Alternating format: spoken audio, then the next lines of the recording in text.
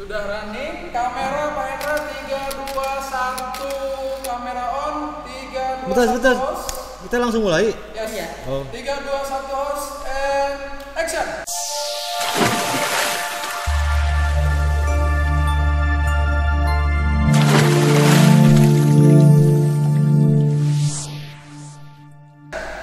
Oke, assalamualaikum warahmatullahi wabarakatuh. Waalaikumsalam. Berjumpa lagi dengan kami Yaspip TV. Ya, channelnya milik SMK Yaspip sebenarnya. Begitu. Alhamdulillah hari ini malam ini kita kedatangan tamu luar biasa juga tamunya. Terima kasih Bapak. Dia adalah alumni SMK Yaspip lulusan tahun 2018. Berarti angkatan keempat ya? Iya betul angkatan. Dia adalah Baby Lailatul Fajri. Fajri. Usia berapa, Beb? 21 tahun Pak. 21 tahun.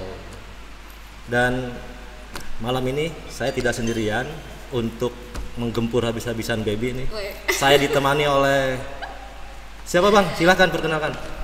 Sudah tak asing lagi yang paling cakep di SMK Yaspip, Siapa Pak? Siapa? Pak Zainal Abidin. Woi. Bukannya mana, woi. Oke, malam ini spesial banget ya, kita lagi ngadain acara LDKS. Betul. Kita kedatangan tamu yang surprise, yang tidak kita rencanakan, tapi alhamdulillah Baby datang dengan timnya, bahkan nggak datang seorang diri ya, Beb? Iya betul. Berapa orang, Beb? 4 orang. Dari mana itu? Dari ACT Pak. ACT? Iya, Apa ACT itu? ACT itu aksi cepat tanggap. Jadi organisasi yang yang fokus tentang kemanusiaan, isu-isu kemanusiaan seperti itu. Gitu. Baby ini lulusan tahun 2018 angkatan keempat, sekarang tahun 2021. Hampir 3 tahun nggak kesini Pak Jan. Iya. Gimana Pak Jan? Ada perubahan nggak dari Baby? Pangling. Woi. Terlihat lebih dewasa. Oh gitu. Iya. Oke. Terus Baby sendiri melihat SMK Yaspip setelah 3 tahun lulus sekarang seperti apa, Beb? Luar biasa. Ada yang berbeda kah? Sangat berbeda Pak, luar biasa, mulai dari bangunannya, mulai dari tenaga pendidiknya, fasilitasnya dan segala macam, sekarang semuanya udah sangat luar biasa. Sangat syukur. bagus, sangat rapi. Alhamdulillah, terima Alhamdulillah. kasih. Ini berkat doa dari alumni juga. nih. Alumni juga. Selalu mendoakan kita ya Pak Jan ya, Iya. yang masih setia di SMK Yaspip ini. Oke Beb, kita akan ngobrol-ngobrol banyak nih tentang semuanya lah. Oke, wah, banyak nih ya Pak ya. terkait kayaknya. dengan apalagi Baby kan masih di kategori usia remaja yang menuju ke yang sudah dewasa gitu ya. Kita butuh sharing tentang segala hal terkait dengan remaja. Oke, Bapak ingin tahu dulu sekarang Baby lagi ngapain nih? Lagi sibuk ngapain nih? Sekarang kebetulan aktivitas sehari-hari kerja Pak, sebagai administrasi di salah satu klinik swasta. Oke. Gitu. Sebelumnya kebetulan pas setelah lulus itu 2 bulan setelah lulus aku keterima kerja di perusahaan importir di Jakarta waktu itu. Tahun berapa? Iya. Tahun berapa? Tahun 2018 akhir 2018 ya. sampai 2020 awal. Berarti dari lulus dari SMK Yaspip nggak lama tuh. Enggak lama Pak, 2 bulan alhamdulillah. 2 bulan. Iya betul. Berapa lama kerja di Di perusahaan Jakarta importir? Iya, Jakarta. 1 tahun setengah, alhamdulillah. 1 tahun setengah di Jakarta, terus habis kontrak balik lagi ke sini dan dapat di klinik seperti itu. Sampai sekarang. Sampai sekarang alhamdulillah udah 2 tahun. Waduh. Nah, ini yang menarik, Baby pakai ini nih, ACT Oh, nih. iya, Aksi ACT. cepat tanggap. Iya, aksi cepat tanggap. Awalnya gimana bisa masuk ke atau bisa nyebur ke ACT nih? Ceritanya Awalnya gimana? karena aku pribadi seneng di dunia relawan ya Pak ya, nolongin orang. Emang dari gitu. waktu SMK juga aktif di ekskul ya? Iya betul. Emang dari dulu tuh udah seneng banget sama dunia relawan. Terus kebetulan di ACT itu lembaga besarnya di Indonesia gitu kan, salah satu lembaga besar di Indonesia. Terus kesini nyari gitu kan, namanya relawan kan relasi dari satu sini ke satu sana gitu kan. Iya. Jadi ya udah, terus kebetulan ketemu dengan salah satu tetua lah ya, ketuanya ACT Kerawang pada saat itu. Habis itu ya sudah gitu, ketemu gabung dan daftar ya sampai sekarang sih. Yang menarik dari ACT itu apa sih Beb sebenarnya? Yang menarik dari ACT itu sebenarnya banyak Pak, Banyak, karena mereka itu fokus di isu kemanusiaan, isu sosial kemanusiaan gitu Pak. Jadi mulai dari isu bencana kekeringan, terus juga ada pokoknya di setiap kejadian bencana ACT itu selalu mendampingi, bahkan hingga ke Palestina gitu.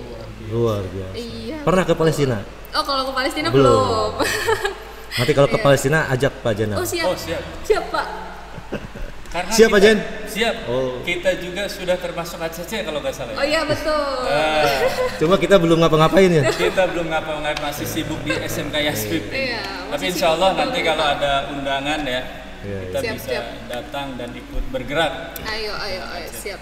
Oke Beb, gini Beb, ngobrol-ngobrol kita ini sebenarnya adalah bukan hanya ngobrol biasa ya. Kita fokus juga ke permasalahan-permasalahan remaja yang sedang dihadapi sekarang. Kebetulan Baby juga mungkin bagian dari remaja yang masih 21 tahun ya. Nah, menurut Baby apa sih Beb permasalahan-permasalahan remaja yang sedang dihadapi sekarang ini? Yang sedang dihadapi lebih Oleh remaja gitu, apa sih gitu ya? lebih ke isu kali ya Pak ya. Kalau yang lagi ramai sekarang sih tentang isu pelecehan seksual sih ya. Jadi menurut aku dari sekian banyaknya teman-teman remaja aku yang cerita pribadi sama aku gitu, itu tuh lebih banyak masalah dengan gimana ya namanya itu, perpindahan antara cinta monyet ke cinta beneran gitu loh Pak. Oh, Jadi gitu? jadi ibarat kata gitu ya gitu. Jadi di antara perpindahan cinta itu tuh mereka kayak masih labil dan bener-bener apa aja dilakukan untuk dia gitu loh. Kayak berkorban sepenuhnya. Iya, jiwa raga tuh untuk dia gitu. Pak Jen waktu remaja kayak gitu enggak? Perasaan enggak? Oh gitu enggak? Iya sih Pak Itu permasalahan. Apalagi itu selain itu? Selain itu ya masalah apa ya namanya? Jadi Masalah- ketika ada transisi mereka posisinya labil atau bagaimana? lebih ke labil sih Pak. Jadi ketika misalkan si A cowoknya nih minta apa gitu ya, si ini tuh mau nggak mau ngasih gitu, apapun dalam bentuk apapun ya, dalam konteks apapun gitu. Kalau zaman sekarang mas sebutannya bucin. Oh gitu, bucin ya Pak? Ya, Oh apa budak tuh? cinta.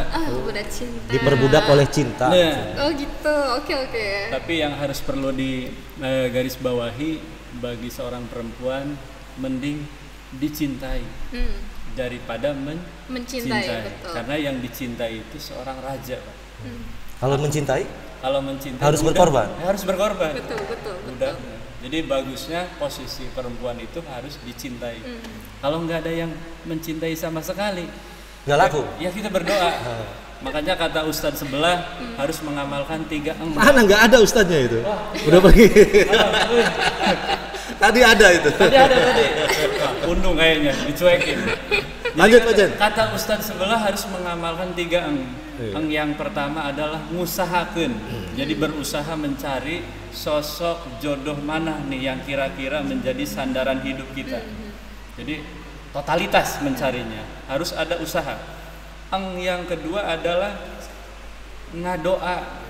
Ya Allah, mudah-mudahan dia menjadi jodohku. Kalau dia bukan jodohku, hilangkan kata bukan jadi jodoh gitu kan. Eng yang ketiga ini ngaca. Jadi harus ngaca, harus introspeksi diri. Bukan hanya mukanya yang diintrospeksi diri, tapi hatinya juga. Gitu. 3 eng. 3 eng. Ngusaha, ngadoa, ngaca. Gitu. Luar biasa. Ini biasanya kalau singkatan 3P, 3M. Ini 3 eng. 3 ang ya, Aneh singkatan banget. baru gitu ya Pak ya? Karena ini dalam bahasa Sunda Oh, konteksnya. Sunda. Oke. Sunda banget ya. Oke. Padahal orang Cilamaya dia bahasanya Jawa. Oke, Kembali Pak. Beb, kembali tadi Oke, fokus oke. ke permasalahan remaja tadi baru satu tuh ya, permasalahan percintaan. Tadi ngomong-ngomong masalah pelecehan seksual tuh. Iya. Gimana tuh Beb?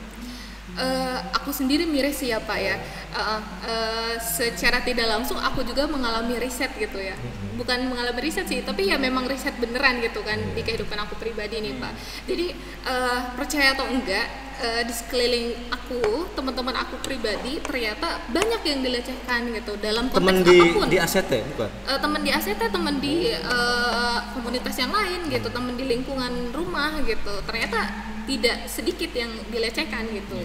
Itu banyak Pak, mulai dari pelecehan bentuk verbal maupun non verbal gitu. Bahkan sampai ada yang bullying itu Pak? Ya, bullying ada, bullying ada sampai ya sampai nyentuhin itu gitu loh Pak. Seperti itu. Tapi mereka tuh yang jadi patokan aku, kenapa mereka tidak berani melapor atau tidak berani bilang, mungkin karena pertama takut. Yang jelas, yang kedua itu korban tuh takut disalahkan. Dalam konteks paradigma yang lain gitu, paradigma umumnya itu kan korban tuh pasti disalahkan. Kamu sih begini. Harusnya kan ya korban tetap korban seperti itu. Gitu. Jadi asetnya sendiri ada nggak kepedulian terhadap permasalahan remaja seperti yang tadi disebut? Ada sih Pak. Ada juga. Ada juga, kebetulan ya itu tadi spesialnya ACT itu kayak mempelopori semuanya gitu, mengcover semuanya gitu. Oke. Betul.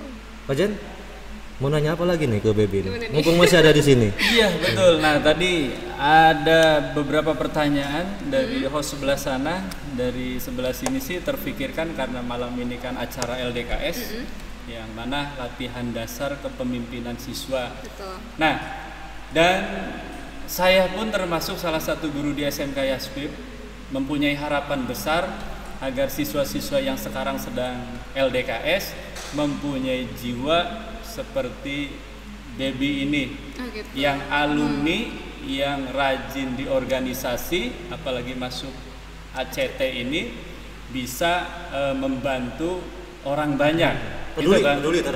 Peduli terhadap lingkungan. Kata Ustadz sebelah tadi bilang, wallahu fi aunil abdi madamal abdu fi aunil akhi. Apa tuh Pak Jen? Artinya adalah Allah akan selalu menolong hambanya selama hambanya mau menolong saudaranya. Jadi Baby ini rezekinya lancar, sehat, Amin. karena sering menolong sesama. Harapan dari guru SMK Yaspip saya, pertanyaannya adalah poin-poin seperti apakah yang harus dimiliki oleh siswa agar bisa seperti Baby yang aktif di organisasi, bisa supaya memiliki karakter yang peduli gitu. Itu dia bagi-bagi tipsnya. Kamu bisa seperti ini itu biar mereka juga tahu gitu. Dan Bapak yakin ini bukan dari lahir. Enggak. Ada proses kan pastinya. Betul, Nah, betul. Poin-poinnya kira-kira seperti apa? Oke, poin pertama aku pribadi sih kita harus punya ngerasa tanggung jawab sama diri kita sendiri Pak. Iya, betul. Itu udah poin penting untuk menjadi seorang pemimpin. Ketika kamu mau memimpin sesuatu tapi kamu tidak bisa bertanggung jawab kepada diri sendiri, kamu nggak bisa memimpin yang lain. Terus yang Untuk dirinya sendiri dulu saja. Iya, betul. Harus punya arahan komando untuk diri sendiri. Oke, mau kemana? Lurus ke kiri, kanan gitu. Terus yang kedua harus harus punya sikap berani, berani mencoba, berani belajar, mau belajar, itu sih Pak. Inovasi ya. Betul, harus terus berinovasi. Mau bersosialisasi berkreasi, juga. Betul, gak usah malu untuk bersosialisasi. Masuk komunitas. Betul Pak, Pede, betul sekali. Pede dulu gitu kan. Ya gabung dulu aja gitu kan. Tapi sama yang baik-baik loh Pak gitu. Kalau gabung sama yang tidak baik juga nggak masalah, asalkan yang tidak baiknya akan terbawa oleh kita yang baik. Tapi kalau kira-kira kitanya ke bawah, jangan mending ya gitu. Betul. Lanjut yang berikutnya. Yang berikutnya yaitu sebenarnya 2 poin itu udah kayak mencakup semuanya sih Pak menurut aku. Yang penting bertanggung jawab sama diri sendiri. Terus yang kedua yaitu tadi mau untuk coba bersosialisasi, berkomunikasi gitu. Intinya mau mencoba sesuatu hal yang baru sih Pak. Itu saja dulu lah. Iya, itu saja dulu gitu. 2 hal terpenting itu menurut aku yang harus dikuasai lah ya sama diri sendiri gitu. Karena ketika kita takut untuk mencoba hal baru, mana mungkin kita tahu sesuatu itu akan menjadi sesuatu yang baru gitu. Karena kita nggak pernah mau coba. Jadi intinya memperbanyak relasi sebanyak mungkin. Gitu ya. Nah itu Pak Haji, Siap.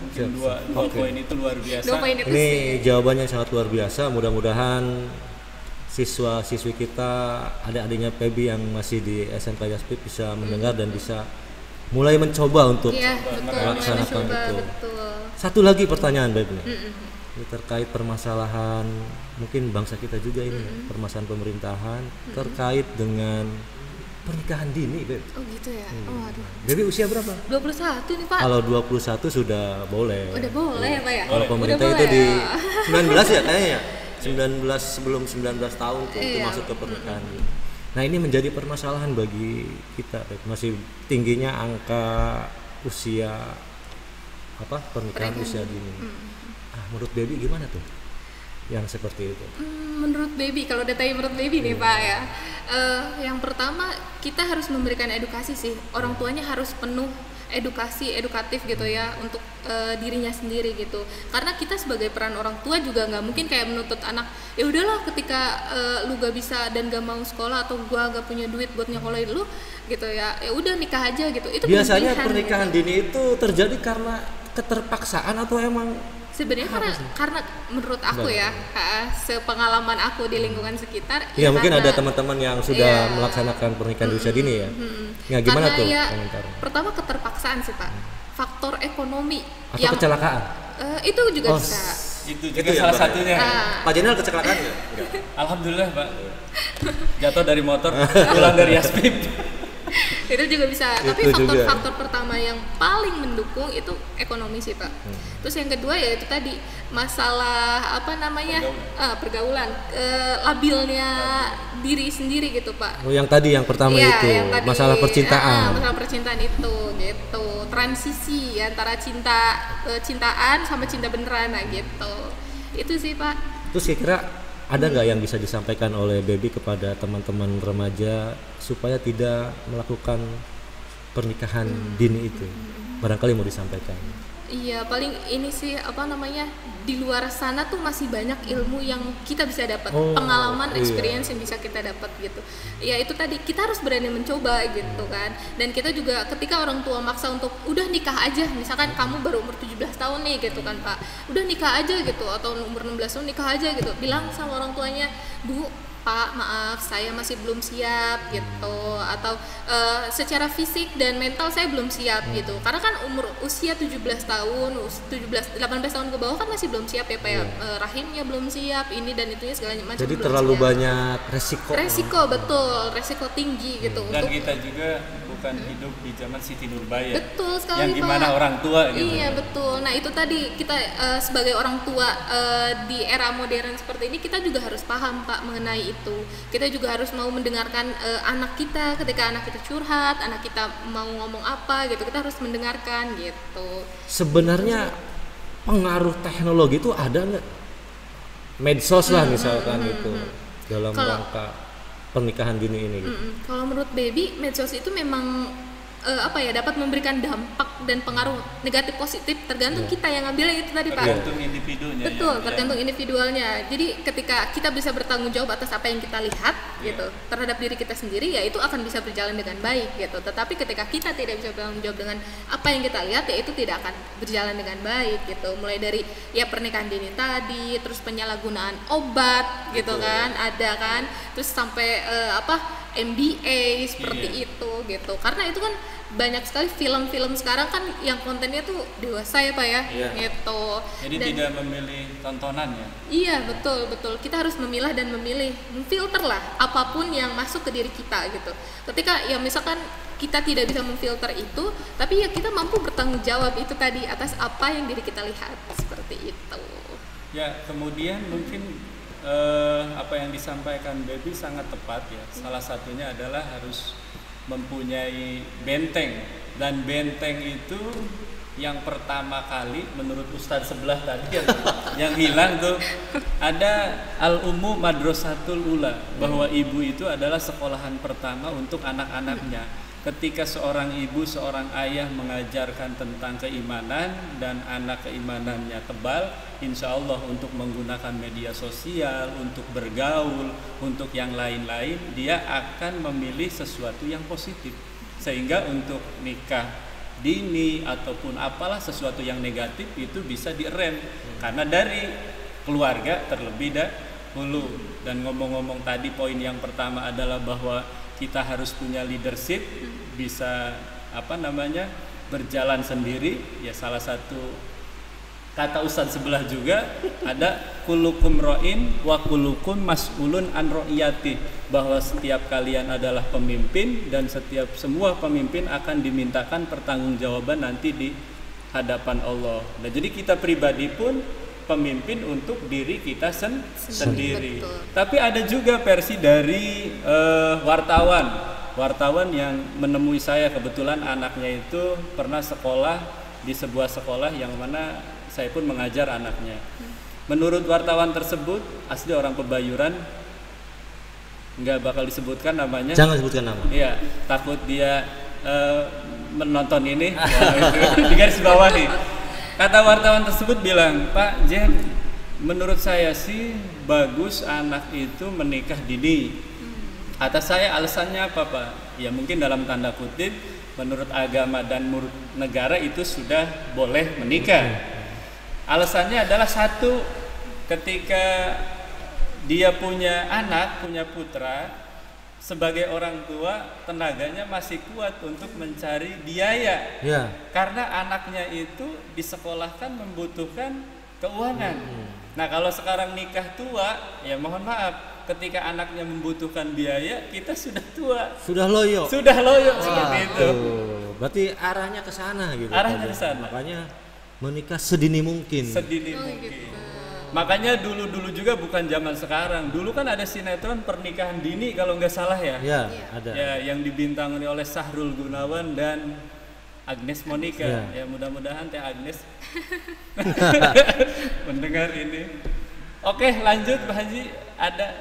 Ya, mungkin itu saja ya yang bisa kita obrolkan malam ini. Tapi saya ada pertanyaan. Silakan kalau Tadi misalnya. ngomong-ngomong di awal bahwa Baby ini bekerja di salah satu klinik swasta ya, hampir 2 tahun. Nah selama 2 tahun itu apa perkembangan pengetahuannya, apa tentang obat? Oh Gimana? ya, oke. Banyak sih Pak. Yang pertama ya jelas tentang obat-obatan ya. Selain Baby ngurusin administrasi, Baby juga bantu untuk ya mempersiapkan obat. Baby jadi tahu obat A untuk apa, B untuk apa, C untuk apa gitu. Terus bekerja sambil belajar akhirnya. Betul Pak Ada Haji. pengalaman baru gitu kan. Oke. Betul. Pertanyaan berikutnya, tulisan dokter namanya adalah resep ya? Resep dokter. Ya, resep dokter. Kalau wartawan kan tulisan steno. Nah, ada kunci nggak bisa memahami tulisan? Kalau kita nggak kebaca Pak Jen ya? Kalau kita nggak kebaca, saya dilihat nggak pakai kacamata nggak kebaca. Pas pakai Itu kacamata tetap aja itu nggak kebaca. Emang mungkin sampai spesifik seperti itu pertanyaannya ini Pak Jen. Jadi ada teknik tersendiri. Barangkali selama 2 tahun kan di klinik itu bisa memahami tulisan dokter. Ada nggak teknik-teknik yang bisa mengerti? Sebenarnya kalau Baby pribadi nggak ada teknik yang merinci gitu ya Pak Haji ya. Ada beberapa poin baliklah. Yang penting sih kita terbiasa melihat tulisan itu ya. Karena kan dokter juga praktek seminggu sekali gitu kan. Dengan jarangnya dokter praktek, terus kita dituntut harus paham gitu kan. Kalau aku pribadi suka ngambil 3 huruf sampai 4 huruf pertama. Iya. 3 huruf, 4 huruf sampai 4 huruf pertama. Soalnya kalau kesananya pasti cuma tek doang gitu. Cuma kayak gitu doang. Itu Pak Jen. Gitu. Tadi 3 huruf pertama ya. Pasti nanti dilihat obatnya ada nggak nih yang tulisan ini gitu. Misalkan obatnya namanya cefadroxil, yang kebaca cuma CE sama F gitu, sama A gitu kan. Jadi kesannya cuma gini, oh mungkin ini cefadroxil gitu. Tapi pasti dicek lagi, oh iya benar ternyata gitu. Ya seiring terbiasa sih Pak Jenal. Dari tulisan itu kan sangat mempengaruhi dahsyat tuh. Kalau umpama dikasih oleh dokter tulisannya kemudian salah mengaplikasikan obatnya, yang jadi korban adalah pasien. Itu. Betul. Makanya saya tanyakan itu tulisan resep itu. Berarti cuman melihat tulisan yang biasa 3 huruf pertama ya? 3 sampai 4 huruf pertama. Sampai 4 huruf pertama. Betul. Oke Pak Jen, kayaknya udah cukup ya kita ngobrol-ngobrol. Mungkin kalau misalkan itu kita bisa ngobrol-ngobrol di lain kesempatan. Sekali lagi terima kasih Baby. Pemirsa, ini adalah Baby, sekali lagi Baby Lailatul Fajri, lulusan SMK Yaspip tahun 2018, angkatan keempat. Mudah-mudahan jejak PB ini bisa diikuti oleh alumni-alumni yang lain atau siswa-siswa kita yang masih kelas 10, 11 dan kelas 12 yang mau lulus ya. Iya betul. Iya. Amin. Tapi dan cek dan recheck itu mau menikah nanti, kalau mau menikah undang-undang kami di guru SMK Yaspi. Siap. Yang ada di sini dan ustadz yang di sebelah itu ya harus datang lah gitu. Undung dia bilang tuh tadi, aduh orang gadel itu.